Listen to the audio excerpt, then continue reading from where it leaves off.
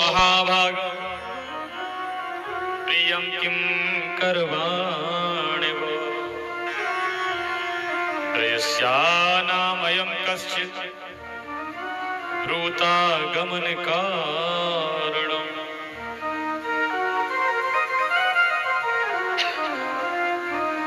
हरि माँ भागाओ, आपका स्वागत है, पधारो। गोपियां बड़ी खुश हुई, बोले कम से कम हम जिसके लिए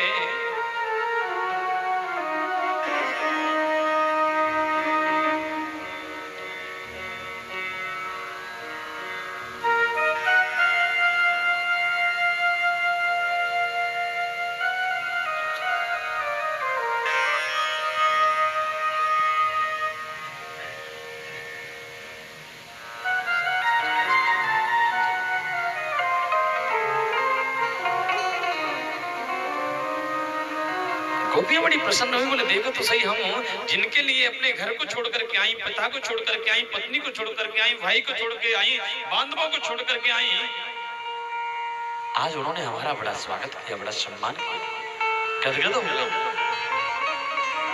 लेकिन जैसे स्वागत करते ही दूसरा भगवान का शब्द था, बोले ब्रूतागमन कारण। अरे माँ बाबा, आपका आई स्वागत है, लेकिन आने का कारण क्या है? तो जैसे ही इतनी बात पूछी,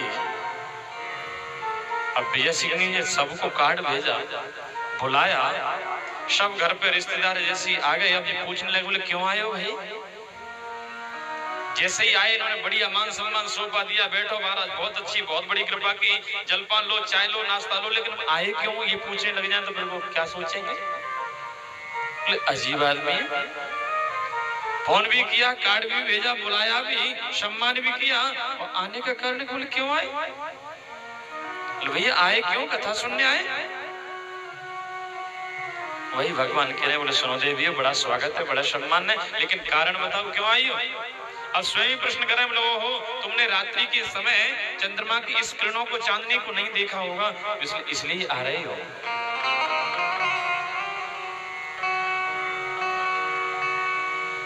इसलिए आ रहे? बोले हाँ।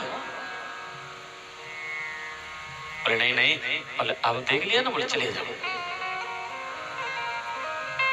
पूर्णिमा की रात्रि का जो चांद का प्रकाश होता है ना, वो अलग देखने लायक होता है।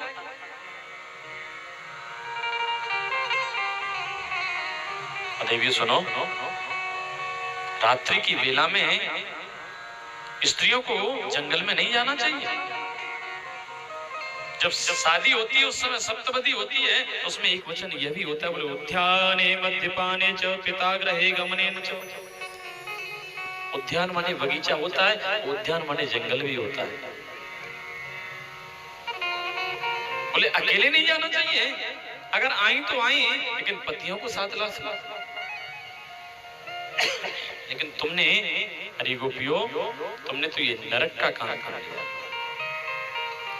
तुम अपनी इस अर्धरात्रि बेला में अपने पतियों को छोड़ करके आई हो, तो तुम्हें नरक में जाना पड़ेगा। तुम नहीं जानती पातिव्रत धर्म का कितना बड़ा पुण्य होता है, कितना बड़ा फल होता है।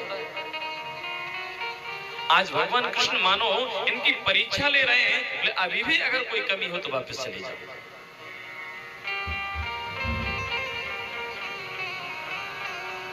बोले लख ब्रजराज तुम कियो नरक को काम, सास ससुर पति पितृ तज आई हो यह ठाम। देवियों, तुमने नरक का काम किया है, सासू को, ससुर को, पुत्र को, बेटे को, पति को छोड़ करके तुम आई हो, ये छोड़ना नहीं चाहिए। बोले क्यों? बोले पति कैसा भी क्यों ना होना, रोगी हो, जड़ हो, धनहीन हो, लेकिन ऐसे भी पति का पत्नी को त्याग नहीं करना चाहिए।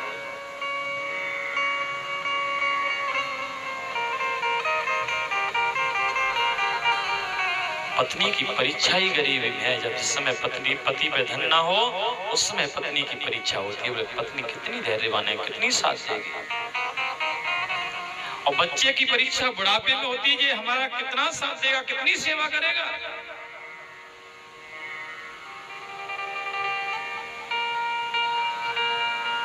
आज भगवान वही पातिव्रत धर्म का उपदेश दे रहे हैं। देवियों, तुमको पता नहीं है, पतिव्रता के कहने से अग्निदेव को भी शीतल होना पड़ा। क्यों? बोले एक पतिव्रता थी, उसके घर में नन्हा सा बालक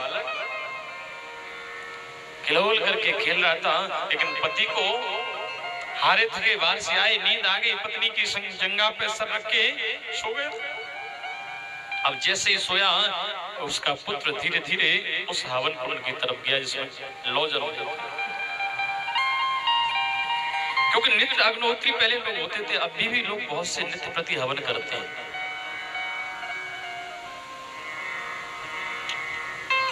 लेकिन उस पत्नी ने सोचा, बोले मेरे पति बहुत दिन बाद इतनी थकान के बाद सोए हैं, बोले जगाऊं तो जगाऊं कैसे। यहाँ कहते हैं, बोले सोते हुए पति को कभी जगाना नहीं चाहिए। अगर इमरजेंसी कोई कारण है तो कहते हैं आपत्तिकाले मर्यादा नास्ति। अगर कोई खास काम नहीं, ज्यादा जरूरत नहीं है, तो सोते हुए कभी ना जगाएं। ये पातिव्रत धर्म का लक्षण है। बोले जैसी सो रहे थे, लेकिन इतनी देर सोची रही थी, तब तक इसका बेटा हवन कुंड में गिर गया। लेकिन माँ तो माँ होती है, आंख बंद की, लेकिन आंसू टपक गए। जैसी आंसू टपके, तुरंत इसकी नींद खुली, चेहरे पे पड़े। बोले क्या हुआ देवी, तुम रो क्यों रही हो? बोले अब हमारा पुत्र हमारे साथ नहीं रहा। दौड़ के आए, हवन कुंड के पास गए, लेकिन इधर अग्निदेव ने सोचा, बोले ओहो ये पतिव्रता है, अगर कहीं इसके बच्चे को हमने जला दिया तो ये हमें श्राप दे दे। वो अग्निदेव शीतल हो गए। सच मानना, उस हवन कुंड में वो बालक खेल रहा था, गोद में लिया, हृदय से लगाया। भगवान करें बलदेवियों, ये ताकत है पातिव्रत धर्म की। गोपियों ने कहे कन्हैया, बोले ऐसे उदाहरण दो चार हमको हुआ में। बोले क्या मतलब? बोले अगर तुम सुनना चाहो तो हम सुना में। भगवान कह रहे सुनाओ, तुम पे क्या उदाहरण है? बोले एक पतिव्रता थी, पति को सेवा करती, पहले भोजन बना के पति को खिलाती, उसके बाद स्वयं खाती। लेकिन एक दिन किसी कारणवश उस पति को बाहर जाना पड़ा व्यापार के लिए। अब इसने कहा, बोले स्वामी तुम कब भोजन करोगे, कब क्या करोगे, कब पूजा काज करोगे, मैं कैसे पता चलेगा? पुराने समय फोन तो थे नहीं कि हमने भोजन कर लिया आप कर लिया। पहले कैमरा भी नहीं थे जो फोटो दे देते।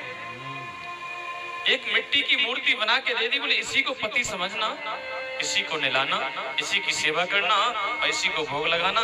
जैसे ये पाले तो आप स्वयं पाले। उसने ऐसा ही किया। कन्हैया, अब वो जैसे ही पति गए, उसने घर की कुंडी बंद की और अंदर ही रहती, बाहर नहीं निकलती। अब तो धीरे धीरे जैसे ही अंदर समय आया, आज इस पतिव्रता प्रातःकाल स्नान कियो, स्नान करके बैठी है और सेवा कर रही है पति की। इधर बहुत समय के बाद पति का आना हुआ। बोले अब तो काफी समय हो गया, धन काफी कमा लिया, बोले क्यों ना चले अपने देश। चाहे कितना भी कुछ बाहर जाके आप कुछ भी कर लो, लेकिन जब तक अपनी मातृभूमि में न आ जाओ तब तक चैन नहीं पड़ता, अच्छा नहीं लगता। क्यों? बोले हमारी पहचान तो हमारे गांव से है, हमारे नगर से है, हमारे क्षेत्र से है। इसीलिए कहा है, बोले जननी जन्म भूमिश्च स्वर्गादपि करयसि। जन्म देने वाली माँ और जन्मभूमि स्वर्ग से भी पहले बंदनी हमारे यहाँ बताई है।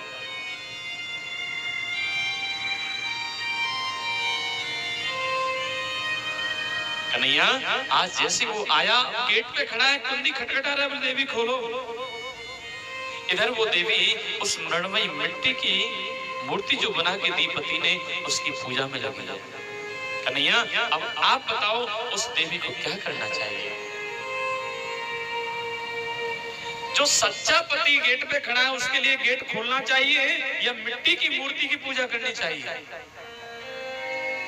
कन्हैया कह रहे बोले इसमें भी कोई बड़ी बात है? अरे तो सब जानते हैं कि जब मिट्टी की मूर्ति की पूजा तो तब तक है जब तक सच्चा पति नहीं था। सच्चा पति जब आ गया तो पहले उसको गेट खोलना चाहिए। सबने एक साथ ताली बजा के स्वागत किया। कन्हैया हमारी बात का जवाब हमें मिल गया। बोले क्या मिला है? बोले अभी तक जिनकी हम सेवा कर रही थी, जिनकी पूजा कर रही थी, वो मिट्टी के पति हैं।